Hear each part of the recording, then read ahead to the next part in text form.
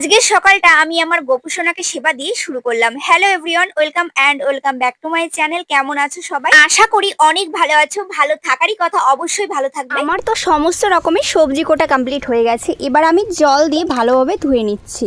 আজকে বাড়িতে কিন্তু এই সবজি দিয়ে ডাল রান্না করব ভাবছি। দেখো সবজিগুলো এরকম ছোট ছোট পিস করে কেটে নিয়েছি যাতে আমার তাড়াতাড়ি রান্না হয়ে যায়। এখন ঘড়ি কাঁটা কিন্তু প্রায় 11টা বাজতে চলেছে।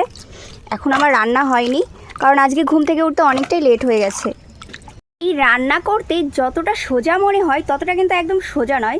কারণটা হচ্ছে আমাদের গ্রামে বাড়ি, যেহেতু মাটির উনুন জ্বালাতে গেলে কিন্তু এত কষ্ট হয়ে যায়। ফার্স্টবার কিন্তু উনুনটা ধরে না, অনেকবার ট্রাই করার পর তারপরে উনুনটা ধরাতে হয়। তো আজকেও আমার ক্ষেত্রে ঠিক সেরকমটাই হয়েছে। অভিজ্ঞতা কিন্তু যারা মাটির উনুনে রান্না করে তারাই একমাত্র জানবে, আর যারা গ্যাসে রান্না করে তারা কি করে জানবে। আজকে আমি ভয়ে ভয়ে রান্না করছি, তার কারণটা তোমাদেরকে বলি।